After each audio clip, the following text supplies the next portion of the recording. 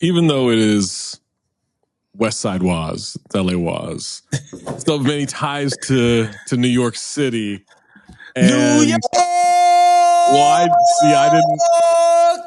I didn't know if we could scream New that. York, go New York, go! I didn't know if we could chant that after last night. Did Wos leave early?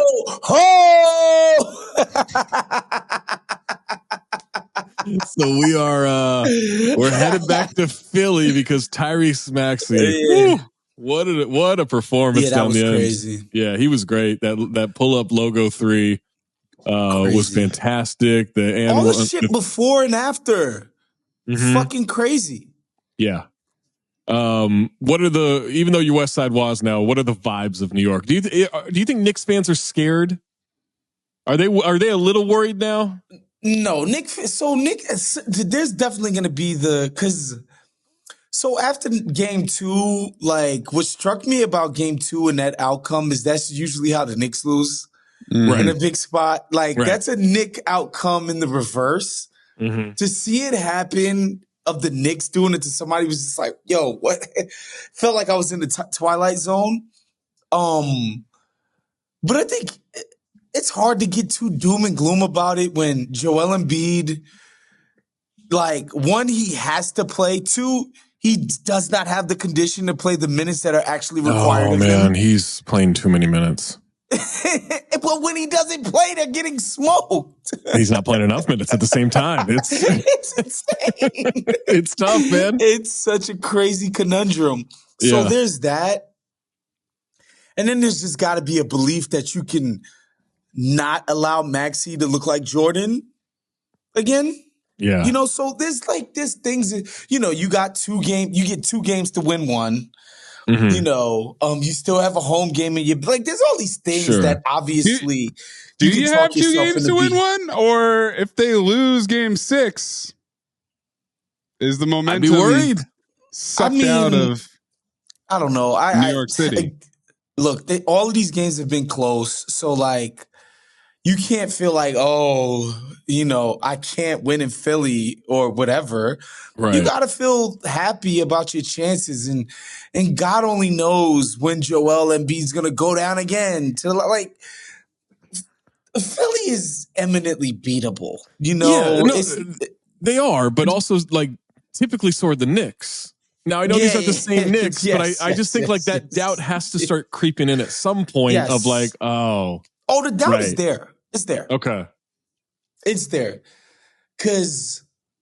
So I got a few, let's go texts. I think it was after the OG dunk. We put him up 5 with a minute and a half. Nice dunk. What a time. And I'm just like, this shit is over. Yeah, and the Deuce McBride jumper with, 30 seconds left or whatever. The high arc. I like that he has the high arc even when nobody's contesting it. Yeah. It's a 6-point game at that point with like 30 seconds left. Mitch, why was Mitchell Robinson on the floor? I think he's super healthy. When they need a 3, I don't understand why you're playing pick and roll conventionally. Oh my God. That's got to be a switch everything. Yeah. Switch everything, keep everything in front. If they want to go quick 2, Olay to the quick 2. But you also have to know that he's pulling up from deep. You have to know he's pulling up from deep. Of in course. the game-tying 3. Like, you can't... So, Mitch, you got to be up. Yeah. Fouling on the 3 was crazy. Yeah. Some would say not fouling in the backcourt was crazy. Absolutely. This is a lot of the... To me, I can excuse the not fouling because, like, you can't trust the refs are not going to be stupid enough to award a Chris Paul type grifting, throw the ball up half court. I was going for the shot. I can kind of respect not fouling. Has Jokic taken that from Chris Paul, or is that still a Chris Paul thing? Chris Paul's still in the league temporarily. Yeah, I guess so. Okay, and he pioneered it, so we're going to let him have it. But I understand the instinct not to want to do that, but not switching every screen and essentially forming a wall around the line where it's like, yo, if y'all want to drop a layup, quick 2 me to death, go ahead. Yeah. Cool. And then out of a timeout, not having all of your best free throws, although Josh Hart's like 79% on the year. I don't trust him though. That's the one thing I don't trust him to do is make free throws. Yeah. Some of those threes, when they clank, oh my God. Yeah, he's not a, I mean, he's not some a of shooter. the nastiest clanks. Yeah. You can't miss the way he does. Even when he's shooting well, you can't miss the way he does and be like, yeah, that's a shooter that I trust. Ball's just got to be in Jalen's hands. Like OG, you can't trust there. So just so many mistakes. But all of that being said, I don't know, man. Like Mitch is doing a great job against this guy. The end of the game, they're running all these Embiid isolations. Mm-hmm. And it's going nowhere. Because he's gassed. Wos is furious on Twitter. Why is Tyrese Maxey touching the ball every time? Look, I don't want to take away from Mitchell Robinson here because I do think he's played really well and he's played well while injured. But this is 90% Embiid being too tired at the end of games. Dude. Robinson's not shutting him down. Like Nick Nurse has shut him down. He can't catch the ball. When he does a half-hearted kick out, it's automatic turnover. When he dribbles it on the back down, just automatic poking it out. I was ready to call him Jonte Embiid with some of those turnovers in the fourth, man. Like I was everything he does not work at the end of games. Yeah. He had some horrible turnovers. It was insane. And Maxey, and let's not get it twisted with Maxey, right? While he was, to me, clearly the best player on the floor last night, so electric, so electrifying, he's taking advantage of the gravity that Joel attracts. Absolutely. I think it's no different than what Jamal Murray does. Mm-hmm. And in contrast, talking about this with our guy Nate Jones yesterday, name drop. I was like, yo, is Donovan Mitchell going to be worth the next max contract that he receives? He's like, he could be if he made himself into a great number two. Mm-hmm. Because it's more valuable to be a great number two than a half-assed one. Right. Right? And so while Maxey isn't a one, I don't think he could be just like, if there was a center, let's just say he was playing with Domantas Sabonis. Yeah. I don't think he would be as great as he is. Look, that's an all-star max player.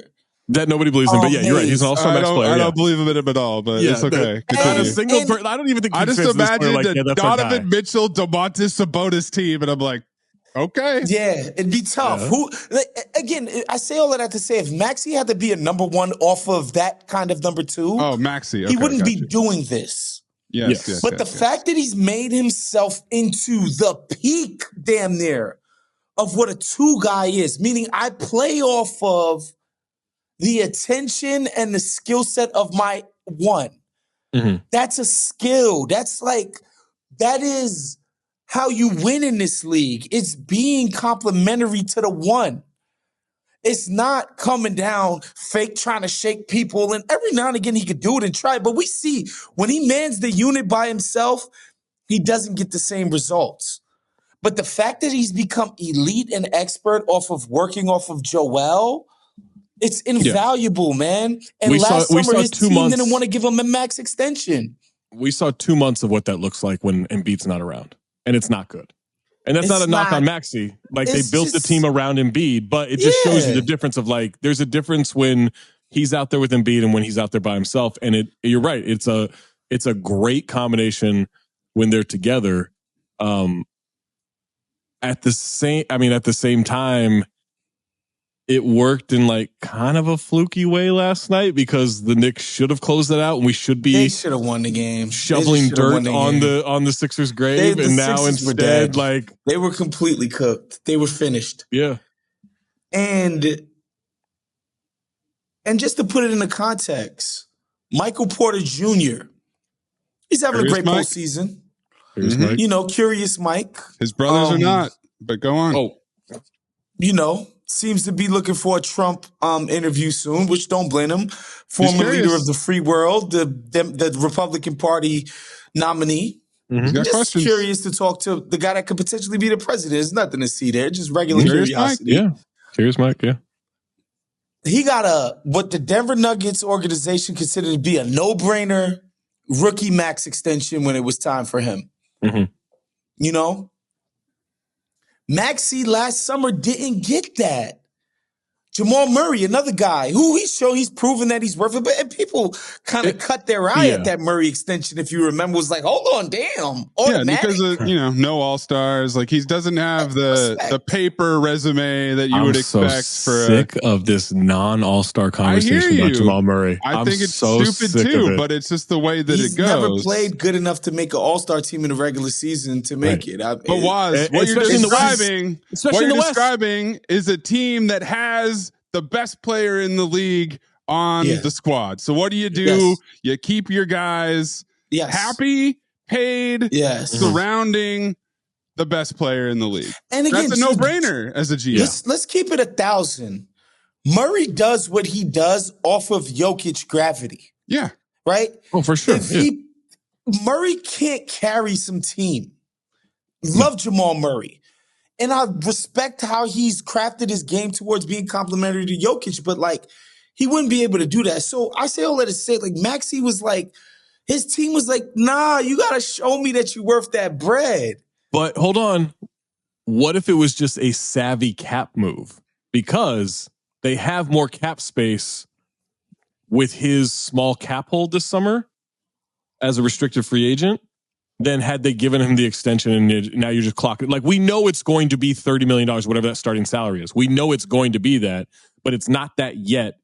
So as long as he's comfortable with them, kicking that can down the road, then it does benefit the Sixers, at least in their flexibility, right? Wait, who? So I don't know if they don't feel thought of that. But listen. Yes, the genius Daryl Morey. But here's the thing, Zach, obviously we're just taking shots at every Demo there is. Sabonis, Daryl Morey. Anti-Demo Wednesdays. We know guys in the past have taken exception to the idea that they should kick their extension down the road. Of course, yes. Oh, it's a risk. It's a risk. I mean, not that he'll leave, but that he'll maybe decide I'll bet on myself. I'll take the year qualifying. I'll get out of here. Yeah. So I just want to give Maxey his flowers, man, for just watching him last night. There was a play, man. Joel freaking turns it over 3 feet from the basket. The ball somehow finds Maxey and not a New York Knicks for a fast break. Maxey doesn't even think about it, takes it as if he's he's attacking a closeout because of the scramble, gets to the paint, beautiful dish, Philly, just the freaking boom, boom, boom, boom, right play, the talent and the speed to beat the sort of scramble and end up with the beautiful outcome. Man, Maxey was a freaking revelation last night, bro. He was a killer. He was a killer last night. Yeah. I love this series. I don't want it to end. I want 7. Oh yeah, I want 7 back to the Garden, baby. Give me 7. Yeah. Give me 100%. 7. We need a game 7. Let's get another shot of every Knicks legend. Oh my God! Show me Ben Stiller. Show me John Stewart. Show me Tracy Morgan flipping the bird at Maxey. Ben Stiller. Fat Joe saying he said his hand stunk after that.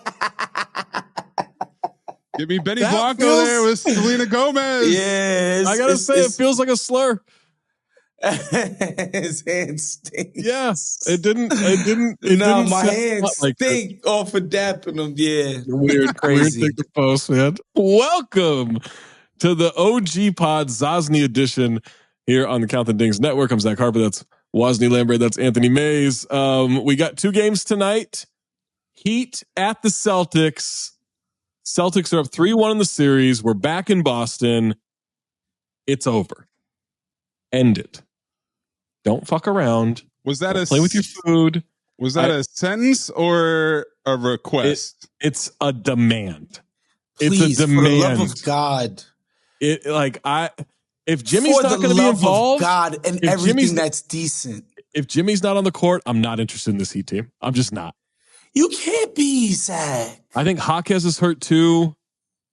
Right? Like, I think he's hurt tonight. And now Porzingis is hurt. Now, the Porzingis thing could be interesting long-term because this injury that he's got maybe cost him a couple of weeks. Bro. Now, luckily, they're facing either the Cavs or the Magic in the next round. So they should be fine by the time he's back healthy. I'm so done with this Cavs team. And you can't go, well, Jared Allen was out last night. No. You're playing a Magic team that's combined 8 years old, and you can't fuck around like this. I don't care that they won. That's a loss last night. I'm done with Donovan Mitchell. Like, I just don't believe in any of it anymore. The Cavs are, look, Evan Mobley last night, incredible block, crazy block. Before that. The reason why the block even happened is because he spent like 5 straight isolation possessions on Paolo, who, to his credit, was smoking every single other Cav defender that they put on him in the fourth quarter, except for Mobley, who's like, all right, I'm the center, but I'm going to guard the small forward. Like, shut his oxygen off. Yeah. To the point where on that last possession, it was like, yo, we got to put this dude into action to get him off of Paolo, which they do, and then Franz says, fucking kick it back. There's nobody on him. The fuck you doing going Leroy Jenkins on us? Hashtag I got this. Thinking you got a layup against Evan fucking Mobley? Do you watch the fucking news? Oh, what are you looking at? Evan Mobley, one of the hardest hitting centers in the league. This dude is a defensive genius. And you're like, I don't have a left hand, but I bet I could score on him here. Yeah. That's crazy. And Mobley, look, there's been some great blocks in Cavaliers history. I'm not going to put it up there with those. Oh. Put some respect on hashtag and Klutch We Trust for once in your life. Oh, God. Please, for once in your life, put some respect on the gang. Sorry for not putting enough respect on Klutch. Yeah. Because as I'm watching that play unfold, I'm like, oh, Franz, he had some steps on this dude. I'm like, oh, Franz. And by the way, Franz Wagner, that's his specialty, getting to the cup. He's already one of the greatest white slashers in the history of the NBA. This guy lives in Mason the cup. Voorhees?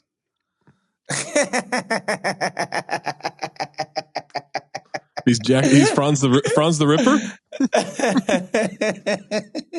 One of the greatest. Yeah, we're going to start calling him Chainsaw. Sweeney Franz, the barber of whatever street the fucking thing was. Oh, man. What's your favorite scary movie? So I thought he might actually score that and win. Boy. No. Pin that shit. And when they showed the replay, he just perfectly played it. He didn't even get it out of his hand. He blocked that. He blocked the layup before it left his hand. You know what the timing on that is? Like how good you have to be, how on point you have to be. He can't even get it out of his fingertips. He's 6'10", moving to the bucket, and you don't even let him get it out of his hands. That's crazy timing. And the whole time he started driving, I'm yelling, kick it back. And then he goes up and he blocks it. And I was like, you dumb motherfucker. I mean, I was yelling. I was so mad. Dumb mother Wagner. Yeah. Also, Zach, maybe. Yeah. Cavs, consider playing the guy at center. Just maybe. Consider this guy's best position as center, maybe. He's going to be battling Wemby for those Defensive Player of the Year awards pretty soon. Yeah. He's pretty special. And again, they struggled on the boards even after he would force some of those Paolo misses. So I get it. It's not a simple cut and dry, whatever. But 3-2 Cavs, nobody. Well, maybe don't have 2 6'1" guards in the backcourt if you want to. Yeah, maybe. 2 6'1" guards, 2 centers. It's an interestingly constructed and a team. Max Strus. That's the Hey, the perfect bridge. Yesterday. No, he's good. He's good. He played like he had a Heat jersey on yesterday. Will a road team win in this series? Yeah, I think. Well, if the Cavs are even marginally serious, they will close this out in Orlando. So no. Yeah. So no. By the way, no. Gary Harris, whose shooting famously goes in and out. Mm-hmm. He leaves the lineup and they don't have they're done with Cole. They're just like giving up on the Cole Anthony idea. Yeah. Markelle Fultz clearly can't shoot. No. They're like, yo, fuck it. Let's put Isaac in the fucking game. Mm-hmm. You know, like they're just playing more bigs. Just we'll make it as ugly as possible. This is 2006 level Eastern Conference playoff basketball. It's quite embarrassing. I thought we'd move past this. No, embarrassing. What are you talking about? It's a throwback. This is basketball in its purest form. This is tough. A couple of defensive battles. And by the way, the NBA TV relegation is justified. Yeah. They earned it. I legitimately last night felt like I was the only one watching that game. I legitimately felt that way. I was like, I'm the only one outside of Orlando and Cleveland right now watching this game. There's no one else. By the way, I'm in a beef with it's a one-way beef, but a beef nonetheless. Orlando Magic fans. You guys both are. We talk about this every week. No, they like me again. They like me again because I'm pro Paolo. Because I'm like, Paolo's a monster. He's so good. And that's because Wos is anti-Paolo, so that's why. I'm anti-Paolo. Yeah, anti-Paolo because he's not Wemby. Why don't you like Paolo? How dare you? I suggested that the Spurs' future is brighter. How dare you? For having drafted Wemby number 1. Meaning sometimes you get the number 1 pick and it's Paolo. Mm-hmm. Respectable guy, gonna get max contracts. Good player, all-star player probably. But nobody thinks he's like the next Hakeem. Like nobody thinks he's the next. Hey, Magic Kingdom. I do. You know. There it is. And so like they've taken that one line. Sometimes you get the number 1 pick and it's Paolo. And like I'm just like, no state income tax in Florida. Big time attraction for anyway, I like Paolo's game, his tenacity. This guy's a gamer. Sounds like you're anti him. I don't know if he's ever going to be as good as, LeBron James. Wait, Wos, the NBA isn't sending the Magic to play 2 games in Italy next year? That's not happening for Paolo? No, it's not happening. Damn. Not yet. Maybe 2 years from now. Or even Argentina, where there's a huge Italian population, so he's not even getting to go to Argentina. Italy, New York. No. Yeah. We'll see him on Mott Street. Are you worried about the Celtics with this Porzingis injury? Not for tonight. Obviously, they should win tonight no matter what, but look, and I'm going to give a shout out to my man Ben Thompson, who I got to say, love him because he is the number 1 Celtic hater on Twitter that exists. Like, number 1 with a bullet. So after the Nugs and the Wolves clinched their punching their second round tickets, I'm like, yo, this is the Western Conference Final right here. I think either one of these teams beat up on OKC and definitely on Dallas. To the Prairie, but Dallas or Clippers. I mean, they're going to smoke either one of those teams. Whatever. That's just my opinion. I think they're playing for the Western Conference Finals. Ben quote tweets me and he says, no, this series is for the NBA Finals. Wow. His version of completely dismissing the Celtics, which I was like, I like that. The hater is so strong in you. Yeah. I was like, wow, that hit me where I needed it. I was like, wow, I always try to find a way to throw some Celtics hate or skepticism in everything that I do. But the fact that he could be like, no, it's not just that conference. It's cross conference. Look, if Denver wins that series, that does end the Celtics title run. If Minnesota wins that series, the door is open. Yeah. We can talk about it. Yeah, the door is open. Yeah. But no, if Denver wins that series, you might as well Just get your revenue checks. He's the defensive, juggernaut. Yeah. Him and Al Horford going to be guarding Jokic to death. Xavier Tillman, Luke Cornett, maybe a little O'Shea Brissett with a big help defender. Who knows? Who knows, Wos? Oh, my God. All right, we also have Mavs clips tonight. No Kawhi. Sounds familiar. Some people would say that's to the good. Yeah. Well, without Kawhi, right? When he's not healthy, and they try to play him, that shit gets stagnant, right? Yeah. Like those 2 games with him, they did not move the ball, they did not make shots, they did not move without the ball. It got super stagnant. We saw Harden take over end of game 4. We saw Paul George hit a massive 3 and have a big game. Yes. We've seen Luka be a little hobbled here. He's also struggled a little bit, but they are still great when he's on the court. So in LA, game 5, Wos, how do we feel about Clippers Mavs tonight? Having been to game 2 when Kawhi came back, I don't think the Mavs are worried about playing at the crypt. I just don't see it. And I think Luka's a little bit hobbled, but that being the case, man, I don't know. It feels like this is a Mavs series to lose. Luka's so clearly the best player in the series. Even when he's hobbled, he's still generating these quality looks. Kyrie has been Kyrie. He's been so good, dude. Mm-hmm. Oh, my God. He's their he's their spark. He's a spark plug for the team, which is just nuts to think of Kyrie as that being his role for a team at this point in his career. I thought he was Kyrie the Disruptor. Funny how the media changes their tune. I don't like that voice. No, we didn't like that. All right. I like what you said. I don't like the way you said it. He's still one of the worst takes. He's still one of the worst takesmen in internet history, but his hooping has been incredible. Man, so that layup made me think the earth is flat. That layup on 3 dudes? Come on, man. True believer over here. That was incredible. Yeah, they stamping out the scent, y'all. I love how James Harden closed that game. It was game 4. Dude, it was game 4. That's right on time for James Harden. This is the game. They're like, this is the game where James Harden shows he's turned the court. I was like, no, this is what he always does. He does this. He has great playoff games until the shit's on the line. Yes, and then 6 and 7, he's gonna have concert tour date shooting lines again. It's gonna happen. He went 7 of 27 combined in 6 and 7 last year. I mean, that's just crazy. July 27th. July 27th. Yeah.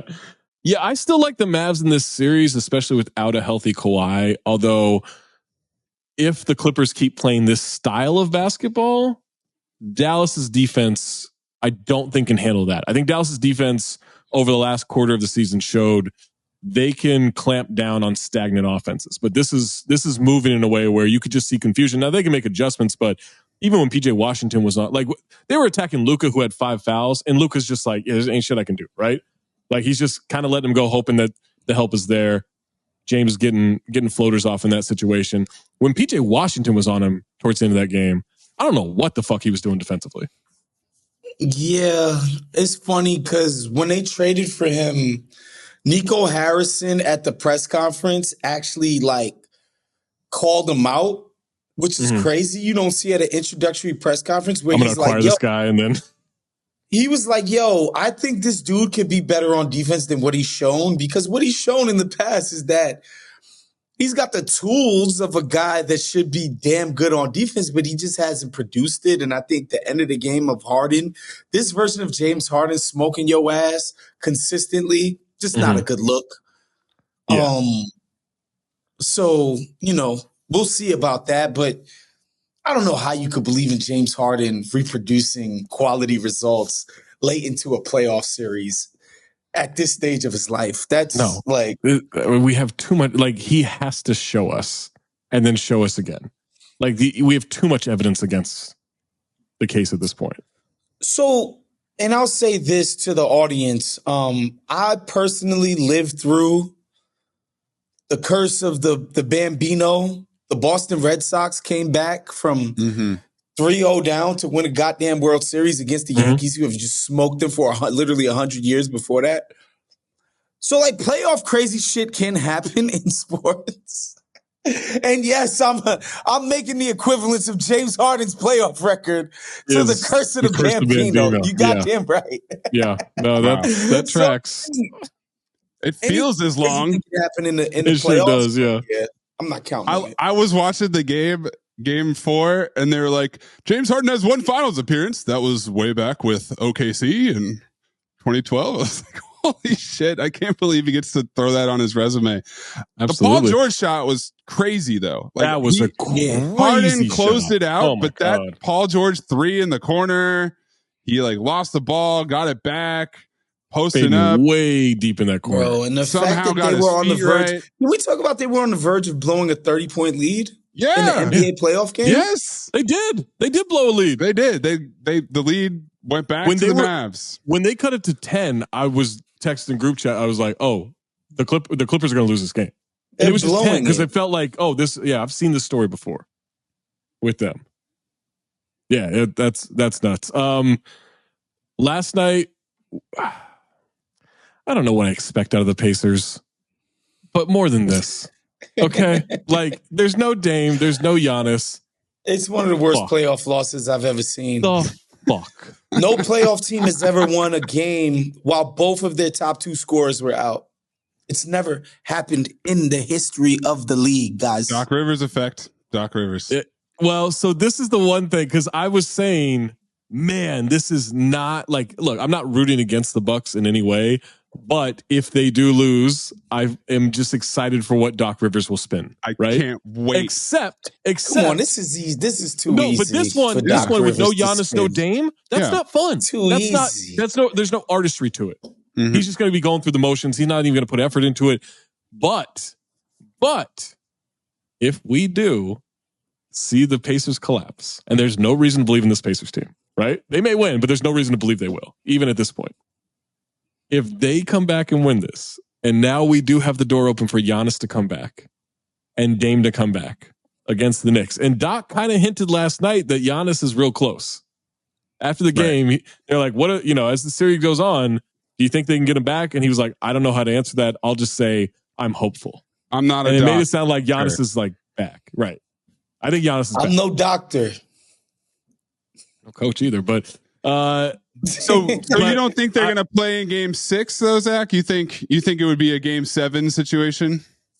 I don't think Dame's playing the rest of the series. Okay. Giannis is essentially in day-to-day territory. Yeah, I think so. But that's just me guessing based off what was said last night. But I am hopeful that we then get them back. They come back, make this series win in 7. And then we see Doc talking about like, oh, you guys always talk about me blowing 3-1 leads. Well, Rick Carlisle and the Pacers just did it. And then we're going to get Doc versus the Knicks.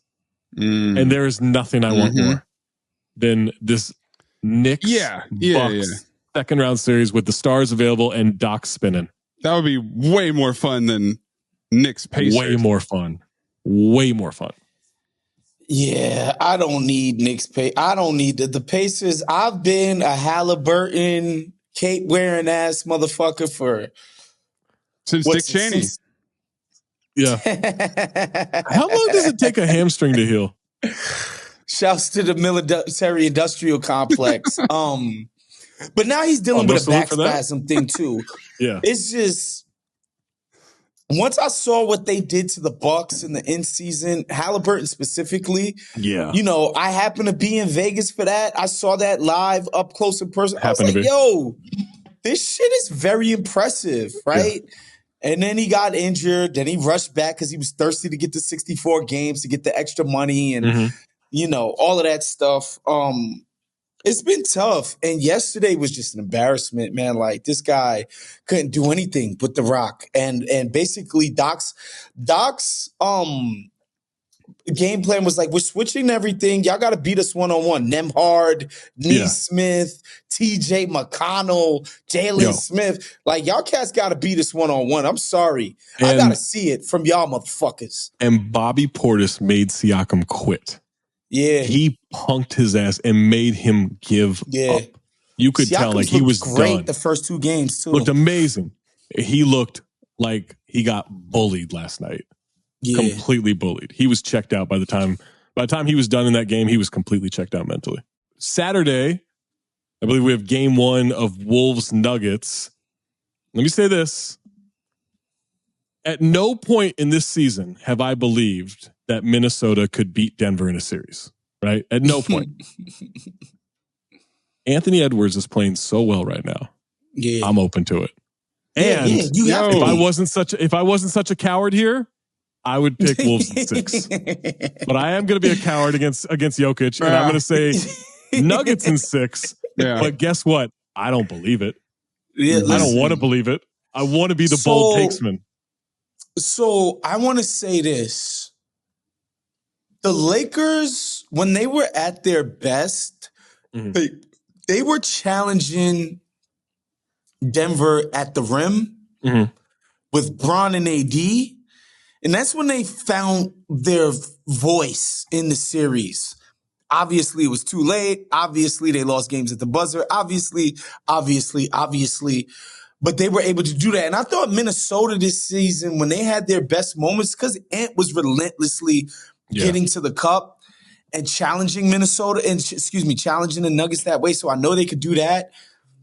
I think the way that they could guard the Denver pick and roll with size. So like, if it's Jaden and Rudy guarding that thing and Murray has to make these pocket passes between that shit, the dude is still only 6'3", 6'2". He's not Luka, who, because he's so big, he can get it over whatever defense on an aggressive pick and roll. I think when those guys get aggressive against Murray, man, that's going to be way harder than what they've been seeing usually. I just think their defense presents, and Rudy, to me, in my opinion, does the most credible one-on-one job against Jokic that there is. It's not that Jokic isn't going to get buckets. It's fucking Jokic, man. Some of the shit this guy can do when it feels like he's just throwing shit up, but it's with the freaking softest touch. Yeah. It's only but so much. But Rudy gives the most one-on-one resistance. I just think on defense, boy, listen. They're a great defense. Troubles. Yeah. Other than Rui Hachimura, Rudy is probably the best defender I've seen on Jokic. The ultimate. Put a scare into him. I don't know if you know that. Was that the Lakers have found something. They put a scare. Literally, the headline put a scare into the Nuggets. Yeah, to come back because they found something with Rui guarding the goddamn 2-time MVP. That being PR for a team is nasty business right there. That's all I'll say. I want to quickly point out that Jamal Murray is 6'5". I agree with your point, Wos, but he ain't no 6'5". Jamal Murray ain't 6'5". Is that official? Yes. He's listed NBA as 6'5". draft combine, Chicago. Let's look at the combine. We gotta look at the combine. Hold on, look at the combine. You can't do the Denver Nuggets shit. Is this with or without shoes?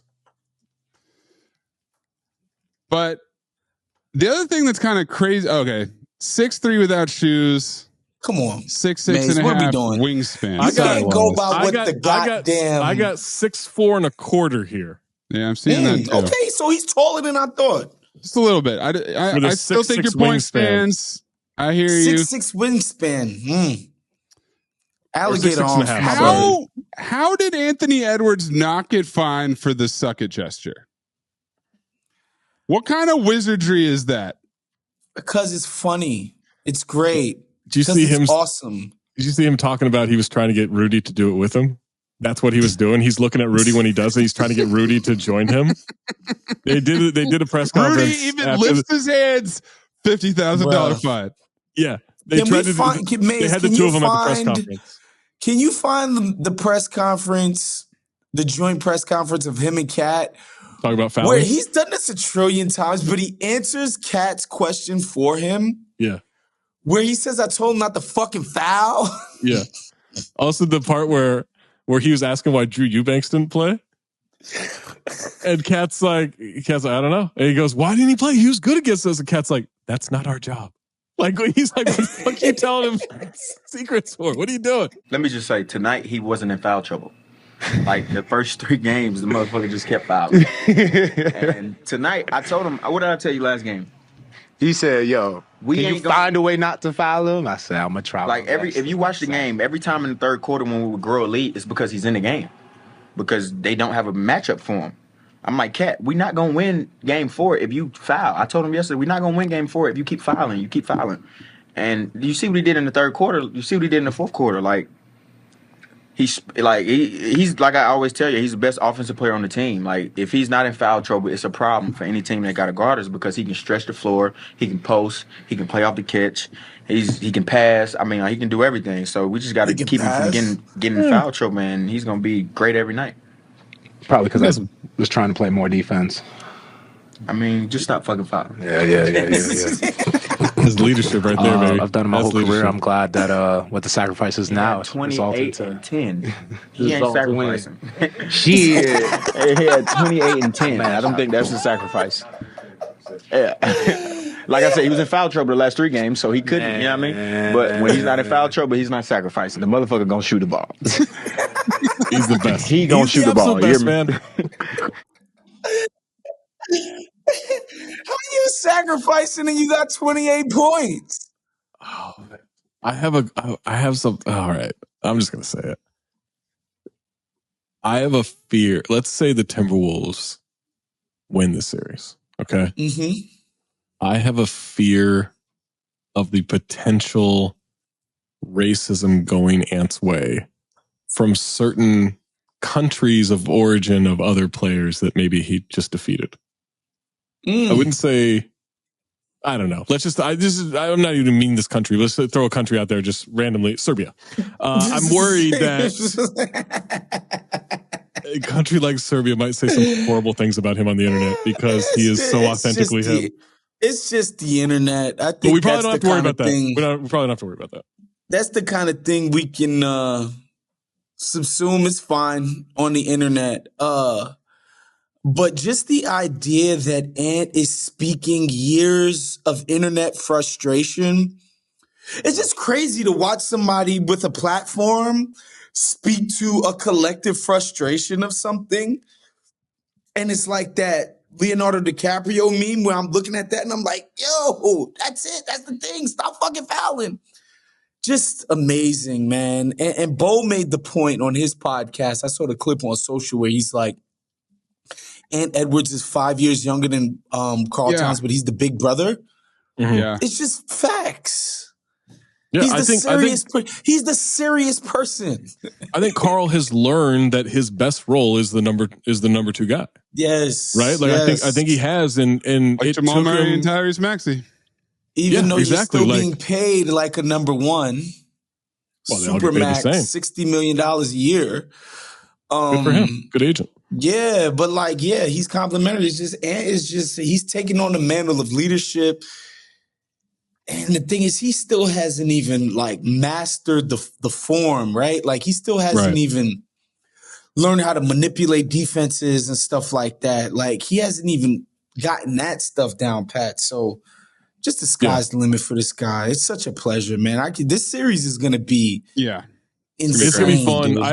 I think it could be also 5 super close games that Denver just ends up coming out on top of. A lot like the Lakers series. But I think they did not try against the Lakers. We got to stop this. Okay? They didn't try in game 4. They didn't try the entire series. They knew we can let them do whatever the fuck they want, and then we'll spend 5 minutes ruining their season. In the third quarter, they knew I'm watching this team play, and I get it, man. We live in LA. We got a lot of Lakers fans we follow, and we're all here, right? But come on, there's that no point that I think Denver's busting their ass and LA's right with them. Here's the only reason I will give voice to Zach. Diminishing the Lakers in that sense. Jokic, never really being aggressive, hunting his shot until absolutely necessary is kind of the sign. Yep. Shea Serrano and Jason Concepcion were talking about this, I think after game 2, where they were like, the Nuggets are just seeing how many different ways can we beat the Lakers. Mm-hmm. So it was all right, let them get up 20 that game. We'll hit them with a game winner, and that'll be the next one that we check off the list. They were just torturing Jokic isn't. It would have been better for the Lakers' morale. It would have been better for the Lakers' morale if they had been swept and their asses kicked all 4 games, because this gave them false hope, and that's a fucked up thing to do to somebody. Sure. Yeah. And Mike Malone afterwards, like, from experience, a hell of a coach. He said Darvin Ham's a hell of a coach. He was campaigning for Darvin to keep his job. Oh, that's nasty. That's after the diabolical. Series was over. He knows what he's doing. Malone. Darvin. I was seriously worried that, and this is after last year because it was kind of a mess last year. I was worried that Gobert Towns front court would hinder Ant's development, and we'd be looking at a clustered situation, and we wouldn't see Ant maximized. But I think what that interview showed and what he's showed this year is that he has the personality to be resilient, where he's not going to let it bother him.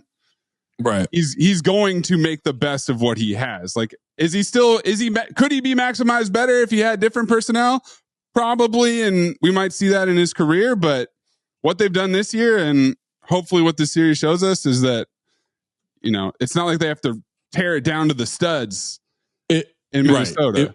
Right. And I also, you clearly see the difference in last year and this year. Like, Rudy was absolutely dealing with a back injury last year because he moves just so much differently this year. If I'm Denver, I would not close out hard on Jaden McDaniels. I would be like, you have 4, you have to beat us because when you close out hard on him, he has enough of a handle and enough mobility. He can attack the rim. And once he gets in the paint, he's really good. Even just hitting little jumpers, and he's really good with that. That's what I was going to say. His little pull-up 11-foot game is really nice. Good. Yeah, it's nice. But I would make him, and he's not a bad three-point shooter. I would just make him prove, you got 10 shots in this game. Let's see if you can go 4 for 10 every game. Yeah. And it's going to, and when you miss 2 in a row, will you take that third? Right. Are you going to start, kind of hesitating a little bit, and now you've lost confidence? Scratch. Right. Yeah. That's what I would do if I'm Denver. Couple of things to your point, Maze. I think Rudy's just been incredible, just full stop. I've been somebody who's ridiculed Rudy in the past. I still don't think he should have cried when he didn't make the All-Star team and then blame his mom for that. I'll never let that go. However, the cool thing about Rudy is, one, he's anchoring their elite unit. So I think Denver's offense is the most elite unit in the league. I think Minnesota's defense is the number 2 most elite unit in the league. Contrast to styles.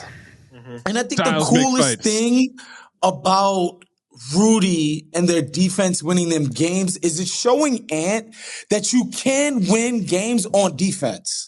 Oh, he's tenacious now. Yeah. So it's worth it to put that effort and focus in on defense. That shit will win you games. Mm-hmm. So just getting young guys to buy into that as a truth. Cause a lot of young guys that are capable of dropping 30, Donovan Mitchell, his whole fucking career, it's hard to convince them that, you can win games on defense too. Mm-hmm. And so Ant has, it's in him. He understands that truth, and he's playing like that. It's just amazing, man. We got to interject. Trae Young just wants to win, though. So obviously he's doing it on defense, right? Right, Wos? Oh, Lord have mercy. Trae Young is the opposite of this truth. Trae Young, basically, to him being like, I'm a great passer. I score all the time. I don't need to do shit else for this team. I don't to be great off the ball, as far as being a decoy, being a catch and shoot guy, being a movement shooter guy, I don't need to diversify anything. I specialize in these 2 things, and everybody else could go fuck off. Nothing else matters, even though there's been 0 success, except for that nice little thing y'all did against the Sixers, exposing Ben Simmons for the fraud that he is. Cool. Just this idea that he's winner guy.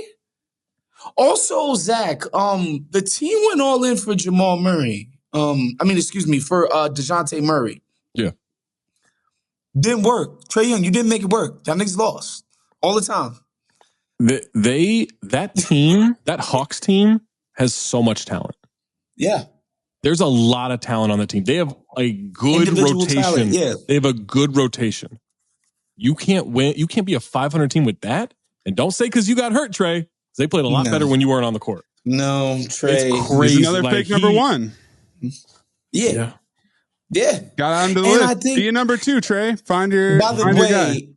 And I think if he's trying to get the Wemby. He does want to win. That's fair. If somehow somebody got it in his head that he is the Wemby number 2 and that his game should be about working off of Wemby, that would be a coup. Like he would take off. He would take off just playing style. Yeah, absolutely. Jamal Murray style.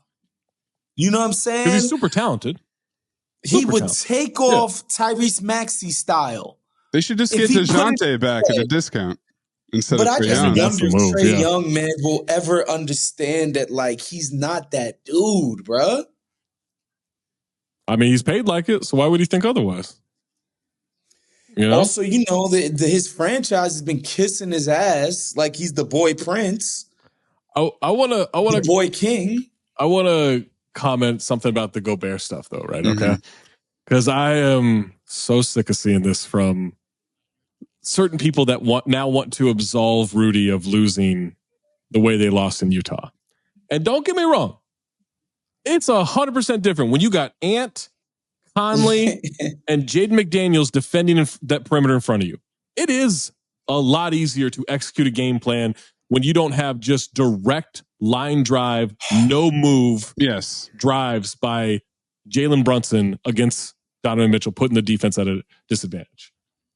So all those Rudy supporters, you're right on that. However, you don't get to talk about generational defender and he's by far the defensive player of the year and you can't tell me otherwise and blah, blah, blah. And you're just sick of voting for him. And that's why he didn't get it this year because he's so good at covering that shit up in the regular season. But then all of a sudden the playoffs come and he doesn't cover it up anymore. I would say he is not vindicated for before. He has learned to defend better within the playoff system. I disagree in the sense that in the regular season, teams aren't playing an effective 5-out. Like, it's not something you see on a day-to-day, right? And the things that were killing him, like, I don't know that there's a player in the history of the world who, in a 5-out offense, the guys he's playing with, Reggie Jackson is 2 dribbles from the fucking paint every single time he gets the rock. Yeah. Like, I don't know that there's a person that's ever existed who can cover up a 5-out offense that does that. I think the thing that we can say about Rudy is you couldn't catch the ball and make layups, and that's really why they took you out. Right. Because you can't punish them on the other end. Right. Because once we know you're going to be a non-entity, but once we put ourselves in a situation where your defense can't have no impact. The offense to me is more regrettable. I just can't believe that it's Rudy's fault that Terrence Mann dropped 47 in a playoff game. Right. That's crazy to me. I was just thinking of the fact that you can't catch the ball.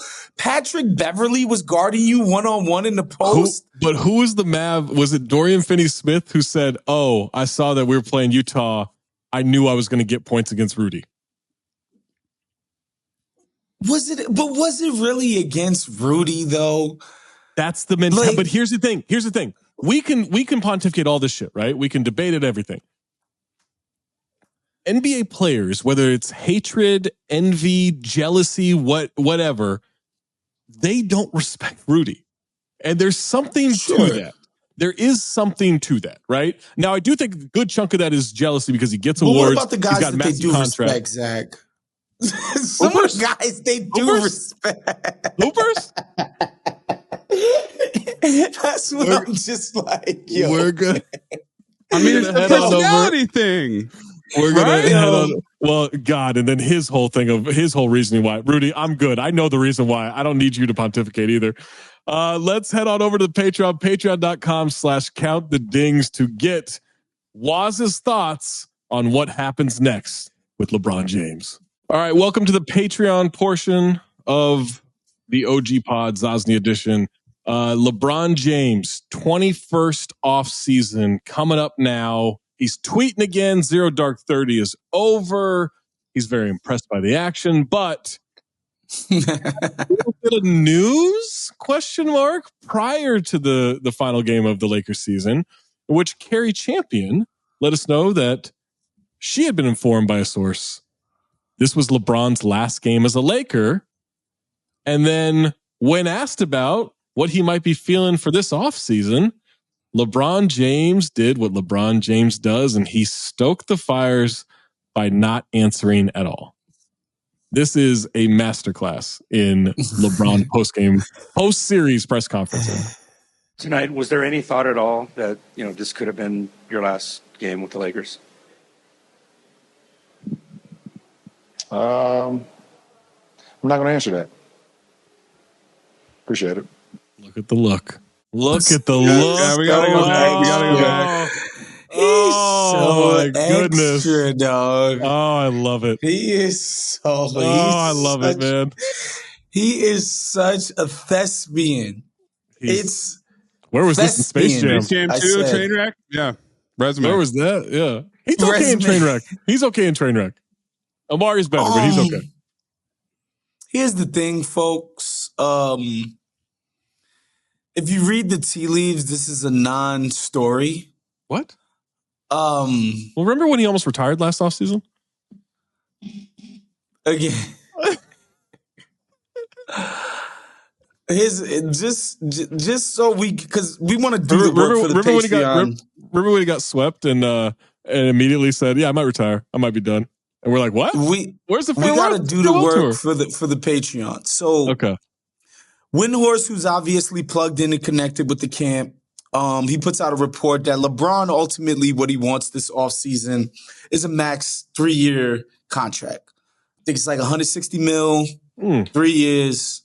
Cool. The Bronny thing, they've already said it's not a priority. Right. They've been putting this shit out. It's not a priority. What he wants is the $160 million.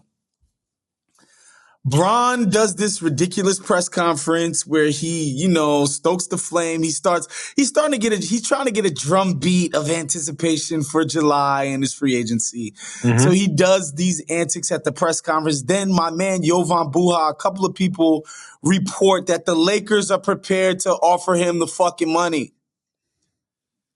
It's over. Like there's no discussion anymore. Was after the season, he's at $511 million in player salary. So over his career, yeah, $511 million after this season. After this season, damn, he's at 511. So that's you had Bradley another Beal one territory. You had another. Hold on, let me see what Brad's at. After the 250 left, you had another 160. Yeah, that's 660. That's amazing. That's crazy. That's pretty. That's a nice scratch. Still not quite. Yeah, hey man, that's a lot of trips to Istanbul, my boy. Oh, telling you, he could send the whole Black America to Istanbul. That's Saudi money. Listen, it's a lot of quiche. 660 is nice money. Yeah. Nice money. So yeah, this is a non-story. I was tuned into our guys, Sam Esfandiari and Andy Liu, and obviously they're thinking about the Warriors off season and potential guys that they could trade for. BI, Brandon Ingram, I guess KD is a potential. They started talking about LeBron. Like my preference would be to see LeBron in MSG or Golden State. Either one, I would be over the moon for. Get LeBron in the Garden in the playoffs. Oh, I'm sorry, guys. I'd be jizzing my trousers every single night for that. Let's say, just for whatever reason, just for funsies, okay? And LeBron just retires out of nowhere, doesn't come back and play. Oh, all right? God. Let's just say that. Just do it for this point, all right? Yeah. Then by the time Bradley Beal's contract is over, he will have made 84% of what LeBron made in his player contracts. Man, inflation is a killer. It's crazy. That's crazy. I've spent my whole career in sports media, and my whole career as a Twitter blowhard, raging against the jealous sports fans of our nation who are complaining about athlete salaries. I'm sorry, Bradley Beal. You do not deserve that money. Here's the thing. All right, even Wosny if let's say LeBron gets that 160, which I think we agree he will. Yeah. It's still, after these contracts, Bradley Beal still has made 65% of what LeBron's made in his career. Unbelievable. And that's before his next deal. Yeah, before his next deal. That's if Brad doesn't make any more. For the bulk of his career, he was John Wall's wingman.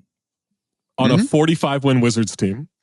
Sometimes it pays to have your contract come up at the right time, Woz, but Lord have mercy. Yeah. I gotta read this. Drew Holiday, another one, by the way. I gotta read this. Drew Holiday. He's at least won a ring. $420 million in 3 straight contracts, rounded up together. Drew Holiday, boy. LeBron told Dave McMenamin, I got a family. I got a 9-year-old daughter. I got a son that's in college that's deciding if he's going to go to college, or go pro. I got a son that's in college deciding if he's going to go to college. That's an incredible sentence. I got a son that's about to be a senior in high school. I've missed a lot of family time, and they've allowed me to do that and never put no pressure on me. That shit is important too. Why they putting pressure on you now? What more is left? I've done everything I can do. There's nothing I haven't accomplished in this league that I've wanted to accomplish. So, like, at some point, you got to hang it up. If you've missed, not missed is dramatic, but if you have been working up through your junior year of your second son, you're not missing that to see senior year. Like you're not retired. Well, I got to see the senior year. It's not happening. Now I believe you want to be around for your daughter, for sure. Yes. But this is why Steph's better, because he just started the clock again. You know, Steph's having another kid. That's a real father. That's a real father is crazy. The real Christian father. That's a real father is hilarious. That's an insane statement. Steph better. That's a real father. Shout out to Andy. Steph's a better dad. T. Morant. Has he overtaken T. Morant as the dad of the year, y'all? Remember when T. Morant was the picture of black fatherhood? Do y'all remember that? Remember when he and Carl Sr. having jokes during the worst playoff series I've ever seen?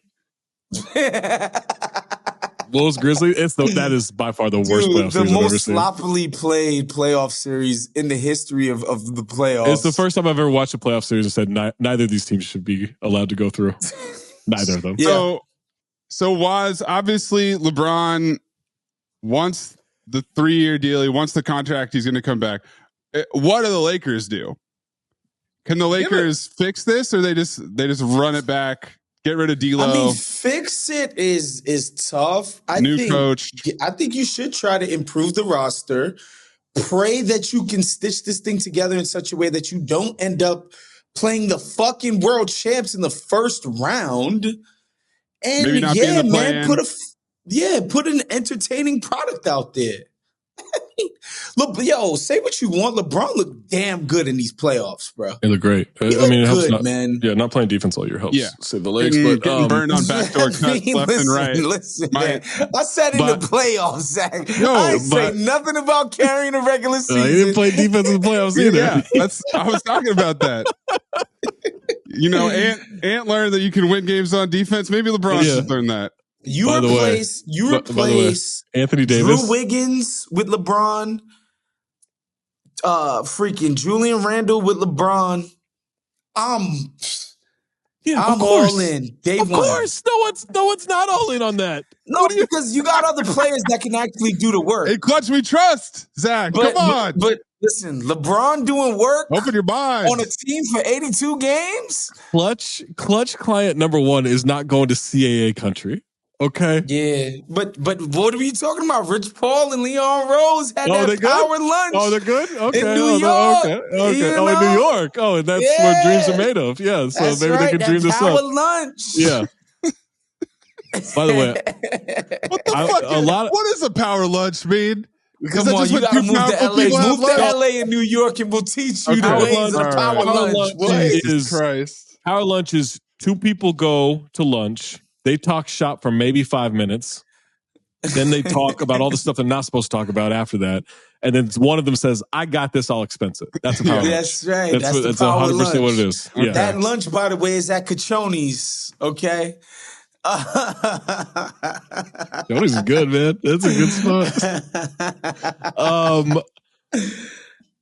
I want to remind everybody, because you said make some changes, and I don't think it's a coaching thing. I like when your defense hinges on Anthony Davis being the best defender on the floor. Right. You're in trouble because he doesn't make teammates better. And I don't know when everyone's going to catch up to this idea. They were the exact same defensive rating. They were 0.3 points better per 100 possessions defensively when AD was on the floor. He makes no impact there. He's a great individual defender, but we need to stop this whole like AD's going to make his team. AD doesn't make his teammates better on either side of the floor. He's great individually. He's a great singular force. But I think it depends on the matchup. I would disagree. I think against Golden State last year in the playoffs, AD absolutely elevated that defense to a level that it otherwise wouldn't have been without him. I don't think they can guard Steph the way they did. Steph, specifically, and what Golden State wants to do. Now, the Nuggets, look, if everybody's going to get bulldozed by Jokic, I'm talking about the full 82. Yeah. That shit was the same. Yeah. So do you think it's because, do you think they need another big next to him? 100% they need another big. Against Jokic, they need another big. And it can't be Christian Wood Jokic or Jackson Hayes. Christian Wood is not a big. Jackson you need. Hayes, I mean, look, if you're going to have an NBA 2020 Dwight Howard, right? Like that was a serviceable compliment. Yes, you can't have LeBron, Taurean Prince, and D'Angelo Russell on the floor at the same time and think you're going to have a good defense. Nope. LeBron picks his spots at this point, and it's just over the aggregate. Like you can't do that. Like he's not gonna. You can't even ask him to like play consistent defense at this point. Like his job is to win you games on offense, right? And then make a defensive play here and there in clutch time. Scare fans in the front row. What the fuck was that? That was awesome. That was awesome. That was awesome. I have a particular question for Wos. Okay. Oh. Yeah. Was it awesome because it was a white woman? All of it. It was awesome. All of it was awesome because, like, remember when the podcast bro was yelling at KD? Yeah. Then KD turned around and be like, yo, what the fuck are y'all doing? Yeah. And he was like, bro, my bad. I'm a podcast. And that's when KD was like, I'm out. Get the fuck out of here. Yeah. I just love the idea. Instead of Westbrook being like, oh, kick that person out because they acknowledge the fact that I can't shoot. Westbrook basically being a Karen back to a Karen. Like that whole like, sit your ass down, pussy. Like that was perfect. And then the making fun of the lady like, because it goes to this, Wos, right? It goes to this. There is something to be said about... Because, like, every once in a while, I'll say some shit about a player or whatever, and someone says, I bet you won't say that to their face. I'm like, I bet I will. Like, they're not going to beat me up because I think they suck. Like, that's not what's going to happen. And so I get into an argument with somebody. I argue all the time. Like, I'm not worried about that. By the way, Zach, they could say that about me. I'd never say it to no player's face. That's right. No, we all know that. We all know that. We all know that. But it's this idea that like these players can't control themselves, so they're gonna like attack you and everything. So there is something in that sense of like, does she really think LeBron was going to attack her? It doesn't even for matter. A split second. It's so crazy. A dude that big, fake lunging at you, and you're a chick. Like she had the right response. And that's a great story she's going to tell for the rest of her life. For sure. By the way. Yeah. I'm sure she was stone cold sober too, and her reaction time was I bet totally she on just point. Water that night. Also, what a horrible taunt. The whole like you're a baby. They're like, what are we doing at this point? Baby, cry, baby, God. This is the problem when you can't call people bitches anymore. You know. Oh, that was great. That gave me life, boy. It was so elementary school when LeBron laughed at it. Yes. It was like, scared as shit, ain't you? Look at you, scared. Look at you. Oh, loved it. Yeah, she didn't remember. He's a girl dad. He's not going to do that. Yeah, I'm a father. Yeah. As a father of daughters. Yes, as a father of daughters. That's going to do it for us. Thank you for subscribing to the Patreon.